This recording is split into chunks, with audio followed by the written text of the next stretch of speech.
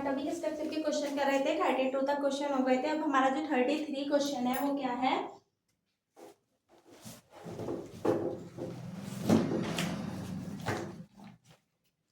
हमारा 33 क्वेश्चन है कि what transition in hydrogen spectrum would have to be the same wavelength as a Balmer series. जो same wavelength है Balmer series के लिए स्पेक्ट्रम में हमें क्या बताना है, what transition in a hydrogen spectrum, hydrogen spectrum का ट्रांजिशन बताना है, would have a same wavelength to be the Balmer series. Balmer series की सेम वेवलेंथ है। इसमें एन की वैल्यू क्या दे रखी है, N4 से N2 for the helium H+ ion spectrum के लिए। अब उसने हमें सेम वेवलेंथ दी है, इसके लिए हमें क्या करना है, पहले हम वेवलेंथ वाला फॉर्मूला लिखेंगे। फॉर्मूला क्या होता है, 1/λ इक्वल टू R² N1 का स्क्वायर अपॉन में N2 का स्क्वायर। और N1 और N2 की वैल्यू हमें दी हुई है H+ आयन के, हीलियम प्लस आयन के स्पेक्ट्रम के लिए N की वैल्यू कितनी दी हुई है, 4 और 2 दी हुई है। अगर नॉर्मली इसे हम रख के सॉल्व कर लें, इक्वेशन बना लें, हीलियम का एटॉमिक नंबर 2 तो 2 का स्क्वायर,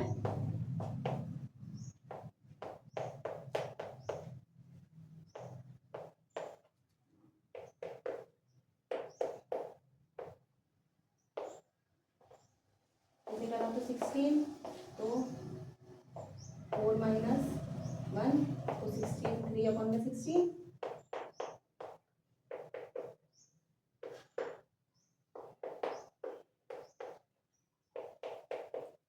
ये हो गई। ये किसके लिए आ गई, इक्वेशन 1 मान ली। इसके बाद इसने क्या कहा है कि जो हमारी वेवलेंथ है वो सेम है फॉर हाइड्रोजन एटम के लिए।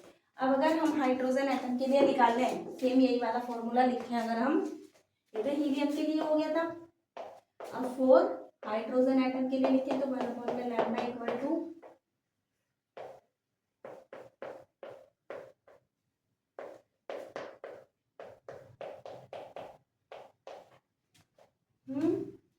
ये तो 1 का स्क्वायर ही होगा। इसकी वैल्यू क्या है, सेम है दोनों के लिए, तो ये वाली वैल्यू इधर आ गई, R into 3/4 equal to R, ये तो 1 का स्क्वायर ही है।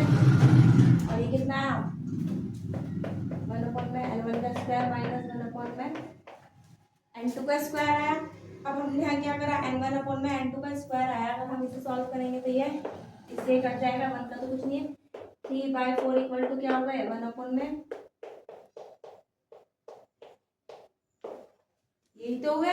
अब इसके अकॉर्डिंग जो हमारे पास, अगर हम इसे सॉल्व करेंगे तो हमारे पास जो N1 की वैल्यू आएगी वो क्या आएगी, 1 आएगी, और N2 की वैल्यू क्या आएगी, 2 आएगी।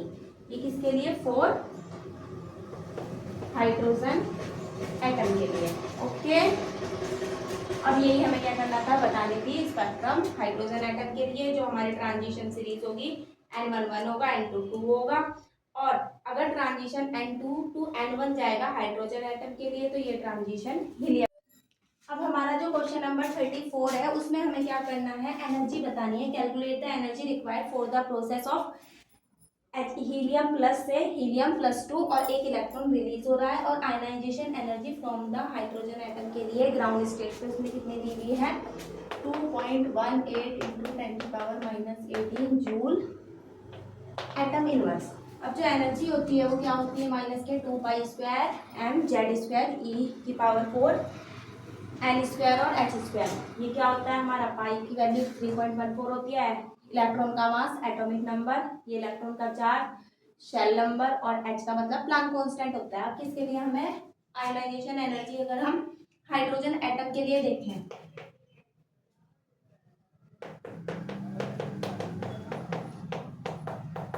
यही तो होगी। अब हमें 2 नहीं पता तो क्या मान लेंगे हम, 0 माइनस कि क्या है, ये वाली एनर्जी, स्टार्टिंग एनर्जी वाली नॉर्मल हमारी एनर्जी, E²mZ²E⁴ अपॉन में N² इंटू H²।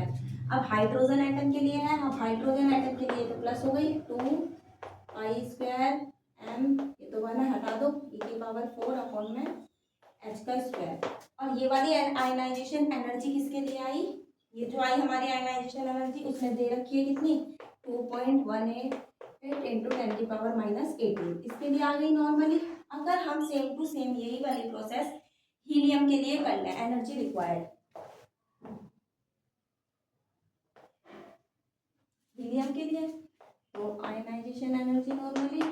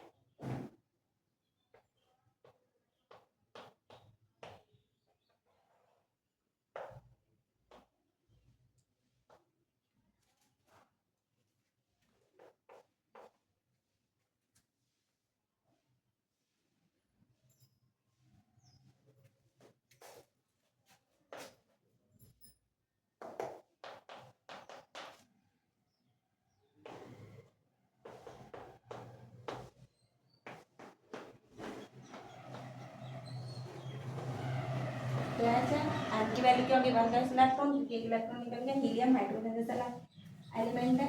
अब अगर हमने इसे सॉल्व करा तो ये क्या आया, ये तो यही है 2.18 इंटू 10 की power minus 18 equal to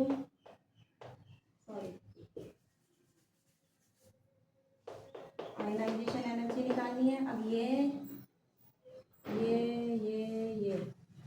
2 by m e की पावर 4 एच स्क्वायर इसके इक्वल है 2.18 इंटू 10 की पावर 18 के, और अब मल्टीप्लाई 4।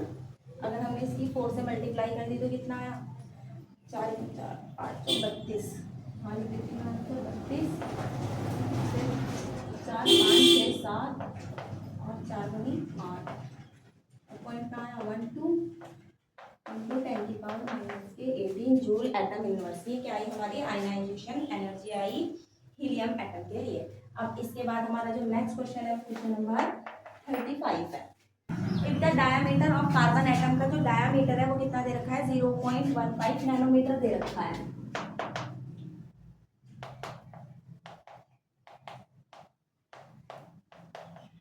10 की पावर -9 मीटर हो गया, नैनोमीटर को मीटर में चेंज कर दिया। Calculate the number of carbon atom which can be place side by side of the straight line across the length of scale of length is 20 centimetre long. अगर length कितनी है हमारी 20 centimetre long है normally. अब diameter तो हमें पता चल गया कितना है 0.15 इंटू 10 की पावर -9 मीटर। अब ये जो डायामीटर है अगर ये मीटर में और सेंटीमीटर में चेंज करने के लिए क्या कर दूंगी, मल्टीप्लाई 10 की पावर 2 से मल्टीप्लाई कर दूंगी तो किस में चेंज हो जाएगा सेंटीमीटर में, क्योंकि उसने हमें आगे कितने उसके लिए पूछा है 20 सेंटीमीटर लेंथ के लिए पूछा है इसलिए। अब जो हमारे पास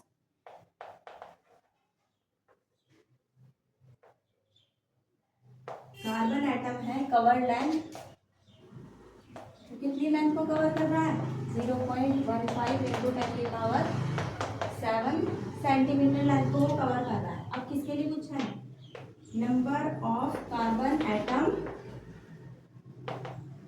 विच कैन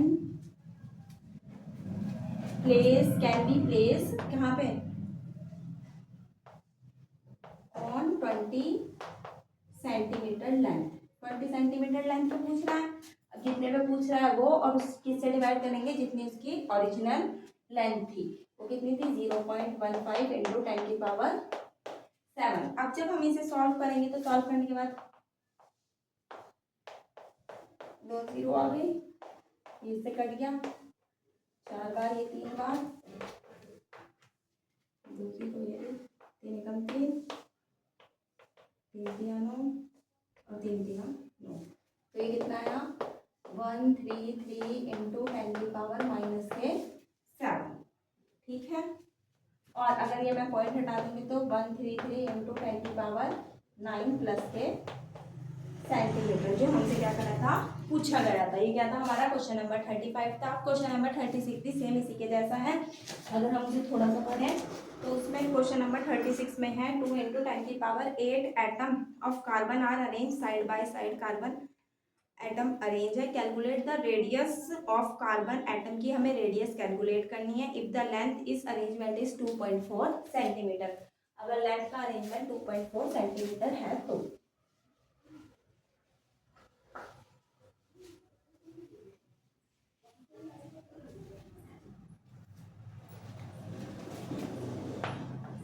दिया हुआ उसने हमें डायमीटर दिया है कितना, नहीं 2 × 10⁸ एटम ऑफ कार्बन को अरेंज किया गया है side by side.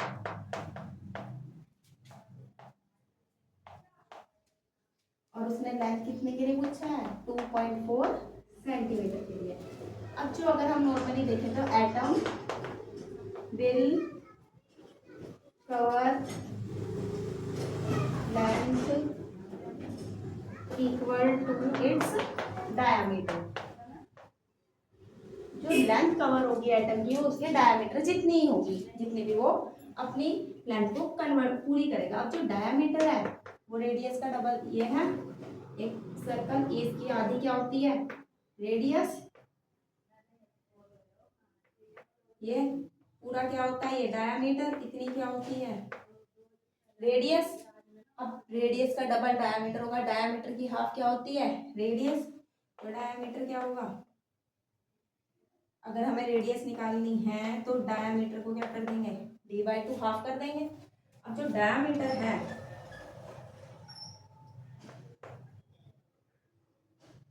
Diameter of carbon atom का वो कितना है 2.4, ठीक है सेंटीमीटर में। अगर हमने इसे क्या कर दिया और उसने हमसे पूछी कितने के लिए है 2 × 10⁸ के एटम के लिए पूछी है, तो 2 × 10⁸। नॉर्मली इसे मैंने सॉल्व करा तो कितना आया 1.2 × 10⁻⁸ सेंटीमीटर।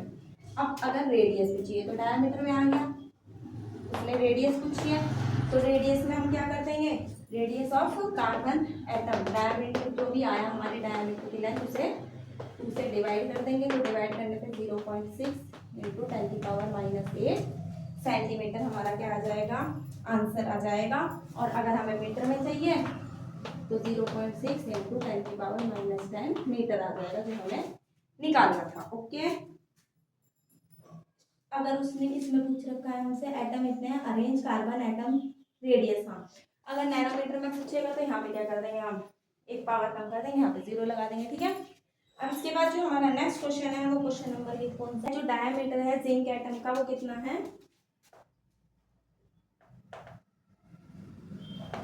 2.6 एंगस्ट्रॉम है, जिसको हम क्या 2.6 × 10⁻⁻10 मीटर भी बोल सकते हैं। एक एंगस्ट्रॉम का मतलब 10⁻⁻10 मीटर के इक्वल होता है वो, ठीक है। अब इसके बाद उसने हमसे पूछा है कि रेडियस ऑफ जिंक एटम की रेडियस हमें पिकोमीटर में बतानी है। जो पिकोमीटर होता है 1 पिकोमीटर 10⁻⁻12 मीटर के इक्वल होता है, ठीक है। पहले रेडियस बतानी है हमें किसमें, पिकोमीटर में। देन उसने हमसे पूछा है number of atom present in length, number of atom कितने प्रेजेंट होंगे। फर्स्ट तो हमें रेडियस निकालनी है पिकोमीटर में, सेकंड नंबर पे हमें क्या बताना है, लेंथ बतानी है 1.6 सेंटीमीटर पर। If the zinc atom arrange side by side of the length wise क्या है वो अरेंज है, तब बताना है। अब जो डायामीटर है जिंक का वो तो हमें दे दिया, रेडियस और number of atom present in 1.6 centimetre में हमें बताने हैं। सबसे पहले हमारे पास क्या है, डायामीटर है, डायामीटर को हमने किस में चेंज कर लिया, नॉर्मली मीटर में चेंज कर दिया। अब जो रेडियस होती है वो डायामीटर की क्या होती है, आधी, तो 2.6 × 10⁻⁻10 डिवाइड हमने किससे कर दिया 2 से, तो 1.3 × 10⁻⁻10 तो मीटर में आई, हमें किसमें चाहिए पिकोमीटर में। अब पिकोमीटर में चाहिए तो हम इसी की पावर में क्या कर देंगे, वो ऊपर नीचे अगर हमने मल्टीप्लाई कर दिया किससे 100 से, नहीं 10 से कर देते हैं, ऊपर नीचे हमने 10 से मल्टीप्लाई कर दिया तो एक 0 आई, इतना 100 से ही करो, 100 से मल्टीप्लाई करा 0 से 0 कट गई तो कितना आ गया 130, ये 10 की पावर कितनी है ऊपर चली गई तो माइनस की हो गई, तो 10⁻⁻12 मीटर, जो कितना हो जाएगा 130 पिको मीटर। ये तो हमारा ए था। नंबर 2 में उसने क्या पूछा था, number of zinc atom present in 1.6 centimetre length में। 1.6 सेंटीमीटर लेंथ में कितने जिंक प्रेजेंट होंगे। अब हमारे 1.6 में पूछे हैं सेंटीमीटर में, और पहले कितने ले डायामीटर 2.6। अब एक मीटर में और किस में एक किस में एंगस्ट्रॉम में, एंगस्ट्रॉम से हमने मीटर में चेंज करा, मीटर से सेंटीमीटर के लिए 10⁻² लगा दी। अब जब हमने इसे सॉल्व करा तो पॉइंट से तो हमारा पॉइंट कट गया, ये दोनों 2 से कट गए तो 8/13, और पावर कितनी है वही 10⁻⁻8। अब 8/13 को अगर मैंने सॉल्व करा तो आया पॉइंट लगाया 0.6, तो ये कितना आया हमारा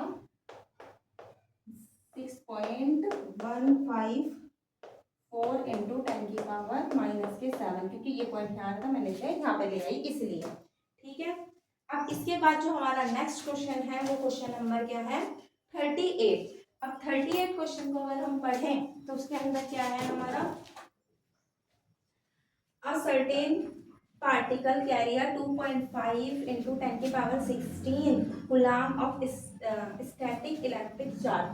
उसके पास इतना स्टैटिक चार्ज है। Calculate the number of electron present, इसके अंदर कितने इलेक्ट्रॉन प्रेजेंट होंगे ये उसने हमसे पूछा है। इस क्वेश्चन को करने के लिए हमें इलेक्ट्रॉन के ऊपर कितना चार्ज होता है वो पता होना चाहिए। अब एक इलेक्ट्रॉन के ऊपर जो चार्ज होता है वो कितना होता है -1.6 इंटू 10⁻⁻19 गुलाम होता है। अब उसने कितने के लिए पूछा है, एक पार्टिकल कितना चार्ज को कैरी कर रहा है 2.5 इंटू 10⁻⁻16 गुलाम चार्ज को कैरी कर रहा है, स्टैटिक इलेक्ट्रिक चार्ज को। कैलकुलेट नंबर ऑफ इलेक्ट्रॉन, हमें क्या करने हैं नंबर ऑफ इलेक्ट्रॉन के बारे में बताना है। पार्टिकल के ये रहे और इलेक्ट्रॉन का चार्ज ये रहा। अब नंबर ऑफ इलेक्ट्रॉन क्या हो जाएंगे, जो भी पार्टिकल का चार्ज है उसको चार्ज ऑफ इलेक्ट्रॉन से क्या कर देंगे हम मल्टीप्लाई कर देंगे, सॉरी डिवाइड। ये 16 है। अब अगर पॉइंट से क्या करता, पॉइंट हटा 19 है, ऊपर जाके क्या होगी प्लस के 19, तो वो कितनी आ गई हमारी 2500 आ गई। अगर हम इसे काटते पहले 16 तो 15 मैसेज पे गए,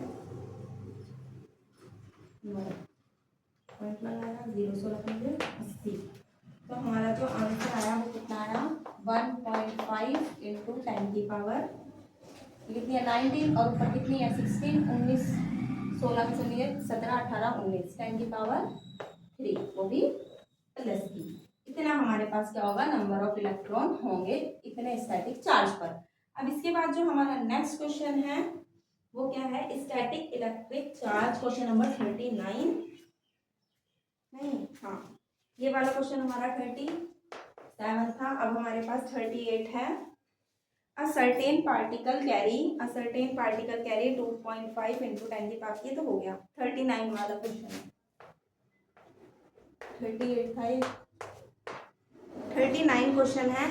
एक मिल्कन का एक्सपेरिमेंट हुआ and static electric charge on the oil drop पर जो स्टैटिक चार्ज है has been obtained by shining of X-ray if the static electric charge on the oil drop is -1.282 into 10⁻⁻16 coulomb. Calculate the number of electron present, कि कितने number of electron present होंगे। अब हमने question पढ़ा, question को पढ़ने के बाद उसने हमें ऑयल ड्रॉप पर कितना चार्ज बताया -1.2 इंटू 10⁻�18 चार्ज, और सेम क्या पूछा है नंबर ऑफ इलेक्ट्रॉन के बारे में ही पूछा है। तो जैसे हमने अभी वाला क्वेश्चन करा था सेम वैसे ही होगा। अगर हम करें कर देते हैं static charge on oil drop पर जो हमारा स्टैटिक इलेक्ट्रिक चार्ज है वो कितना है -1. ये भी क्या था माइनस का था, माइनस का माइनस कट गया था इस वाले क्वेश्चन में भी, -1.2 इंटू 10⁻⁻18 कूलम। और हमारा एक इलेक्ट्रॉन के ऊपर कितना चार्ज होता है -1.6 10⁻⁻19 कूलम। अब हमने क्या करा इसे सॉल्व करा, पॉइंट से पॉइंट हटाया, ये माइनस है ऊपर जाके प्लस हुआ तो कितना हुआ 120/16, ये प्लस की चली गई थी। अगर हमने इसे काटा तो 8 आ जाएगा। ठीक है, इतने नंबर ऑफ इलेक्ट्रॉन प्रेजेंट होंगे। अब इसके बाद एक थ्योरेटिकल क्वेश्चन है रदरफोर्ड का। उसके अंदर क्या है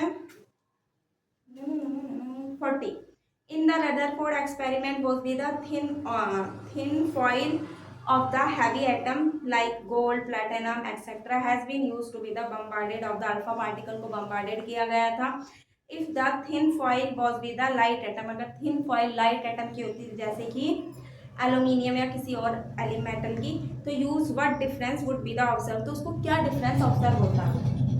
सोचो इसको मैं सबसे आखिरी में कराऊंगी, थ्योरेटिकल क्वेश्चन है इसलिए बस उसने ये पूछा है सारे क्वेश्चन में कि जो रदरफोर्ड थे उसने अपने एक्सपेरिमेंट के लिए गोल्ड फॉइल का ही यूज़ क्यों किया, हैवी मेटल का यूज़ किया था ना उसने लाइट मेटल का यूज़ क्यों नहीं किया, जैसे कि एल्यूमिनियम वगैरह होती है इसका यूज़ क्यों नहीं किया।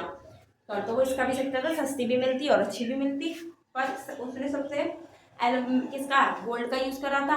अब गोल्ड की ही शीट को क्यों लिया था ये हमें